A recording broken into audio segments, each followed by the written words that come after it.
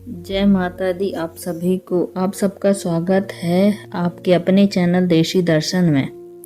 आज हम आपको माँ दुर्गा के पहले स्वरूप माँ शैलपुत्री की अद्भुत कथा सुनाने जा रहे हैं। इस कथा के माध्यम से हम माँ की उत्पत्ति और महिमा के बारे में जानेंगे। तो आइए माँ शैलपुत्री के श्री चरणों में ध्यान लगाकर माँ की उत्पत्ति और महिमा की इस विस्तृत कथा को सुनते हैं। इस पौराणिक कथा की शुरुआत आदिकाल से होती है, जब देवी सती के रूप में आदि शक्ति का अवतरण हुआ। देवी सती, जिनका जन्म राजा दक्ष के घर हुआ था, वे देवी सती शक्ति की प्रतिमूर्ति मानी जाती थी।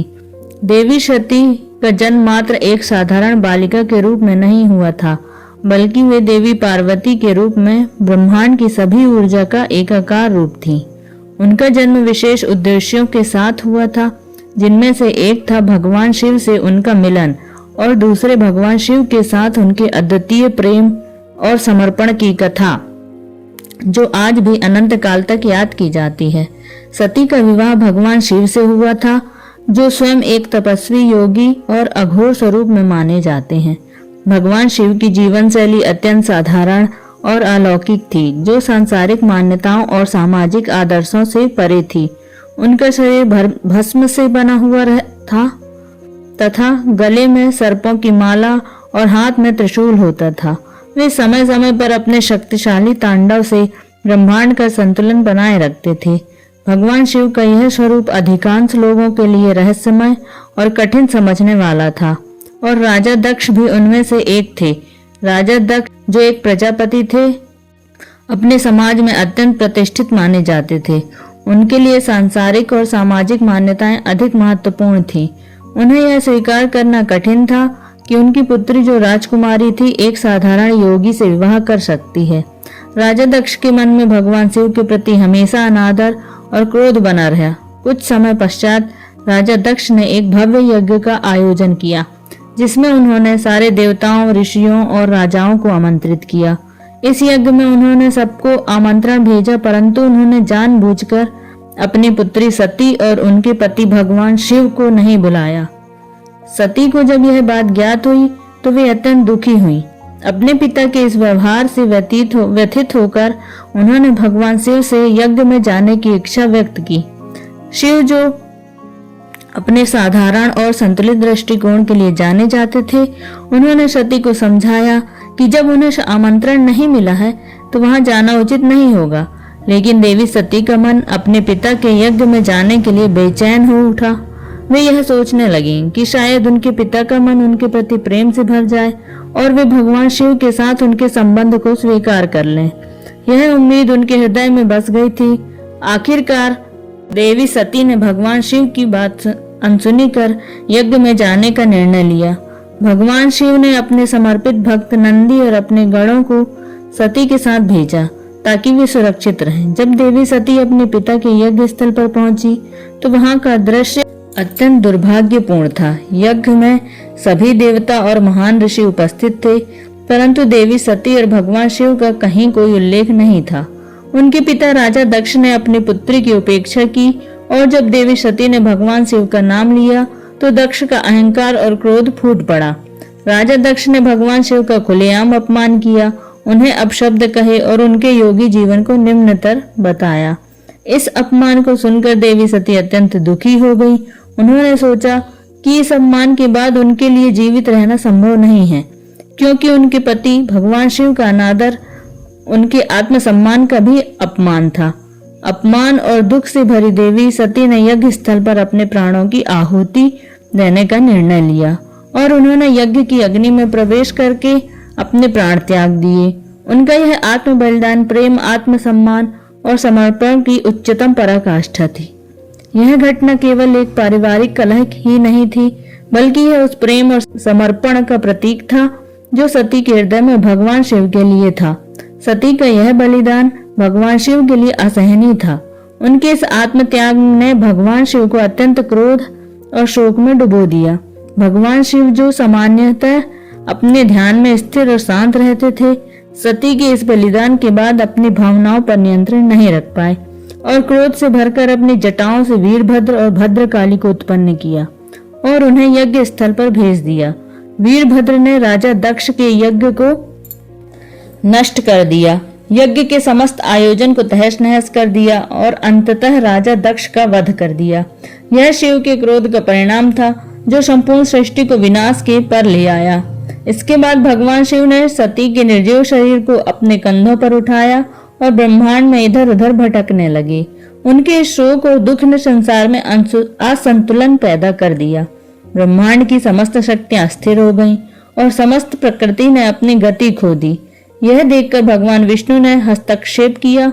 उन्होंने अपने सुदर्शन चक्र से सती के शरीर के टुकड़े टुकड़े कर दिए और जहां जहां सती के अंग गिरे वे स्थान शक्तिपीठ कहलाए।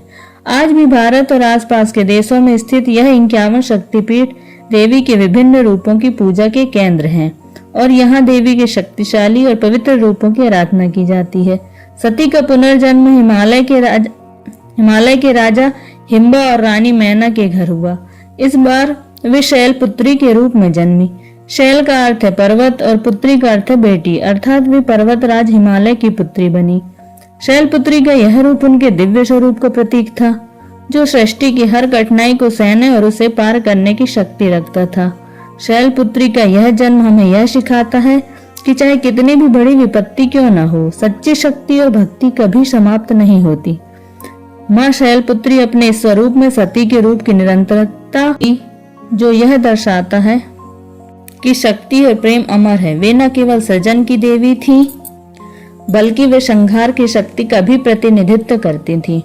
उनके स्वरूप की पूजा नवरात्रि के पहले दिन की जाती है और भक्त उन्हें समर्पित होकर उनके आशीर्वाद की प्राप्ति करते हैं। माँ शैलपुत्री का दिव्य स्वरूप उनकी गहन शक्ति और भक्ति को दर्शाता है। वे अपने दाहिने हाथ में त्रिशूल धारण करती हैं, जो उनकी शक्ति का प्रतीक है। त्रिशूल का तीनों काल यानी भूत, भविष्य और वर्तमान पर पूर्ण नियंत्रण होता है और यह माँ शैलपुत्री के उस गुण को प्रदर्शित करता है कि वे समय और परिस्थितियों को अपने अधीन रख सकती हैं।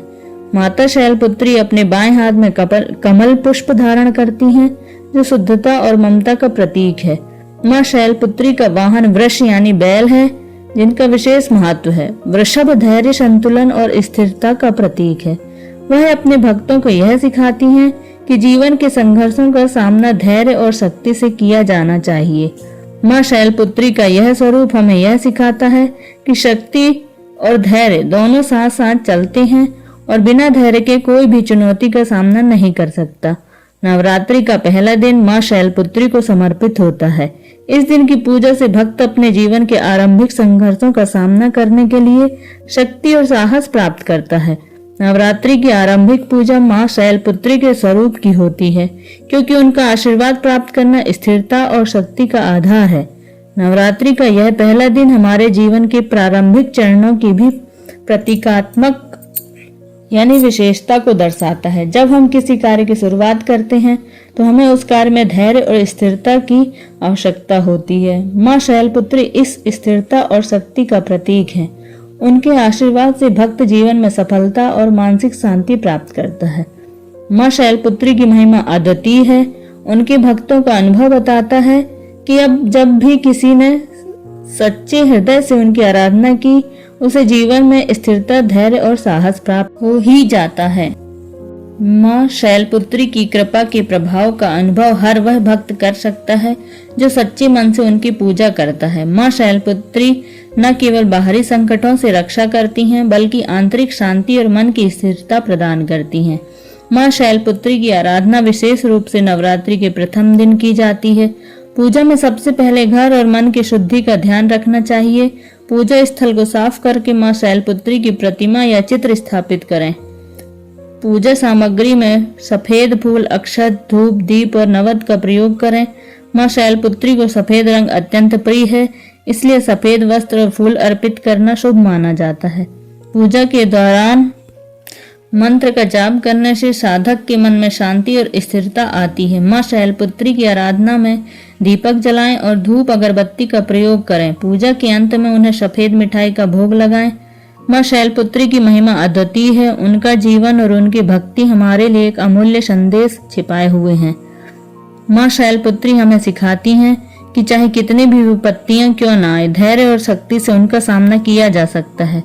उनका यह स्वरूप यह दर्शाता है कि हमारे जीवन में संघर्ष और कठिनाइयां आती हैं, लेकिन अगर हम अडिग रहें तो हमें सफलता अवश्य प्राप्त होगी। माँ शैलपुत्री का स्वरूप स्त्री शक्ति का प्रतिनिधित्व करता है और यह हमें यह सिखाता है कि हम हर नारी में वह असीम शक्ति निहित है जो किसी भी परिस्थिति को बदल सकती है। सती के रूप में उनका बलिदान और शैलपुत्री के रूप में पुनर्जन्म यह संदेश देता है कि नारी अपने सम्मान और आत्मसम्मान के लिए कुछ भी कर सकती है। माँ शैलपुत्री हमें यह भी सिखाती हैं कि भक्ति और शक्ति के संतुलन से जीवन के हर मोर्चे पर विजय प्राप्त की जा सकती है। उनके आशीर्वाद से हमें जीवन में स्थिरता और साहस प्राप्त कर सकते हैं। उनका यह संदेश हमें प्रेरित करता है कि जब भी जीवन में कठिनाई आए तब हमें धैर्य और शक्ति के साथ उसका सामना करना चाहिए। अब इस कथा के अंत में हम माँ शैलपुत्री से प्रार्थना करते हैं कि वे हम सब पर अपनी कृपा बनाए रखें, हमें शक्ति और धैर्य प्रदान करें ताकि हम अपने जीवन के संघर्षों का सामना कर सकें। माँ शैलपुत्री हमें आशीर्वाद दें कि हम सदा उनके प्रति समर्पित रहें और अपने जीवन में सद्गुणों का पालन करें। हे माँ शैलपुत्री, हमें आशीर्वाद दीजिए कि हम आपके दिखाए मार्ग पर चल सकें, हमारी कठिनाई को दूर करें और हमें अपने भक्तों में गिनती का सौभाग्य प्रदान करें। हमें धैर्य, शक्ति और साहस प्रदान करें ताकि हम जीवन के हर संघर्ष में विजय हो सकें। जय माँ शैलपुत्री। तो ये थी माँ शैलपुत्री की संपूर्ण कथा। यदि आपको जानकारी अच्छी लगी हो तो चैनल को लाइक, शेयर और सब्सक्राइब जरूर करें। धन्यवाद। और कमेंट में जय माता दी जरूर लिखें। धन्यवाद।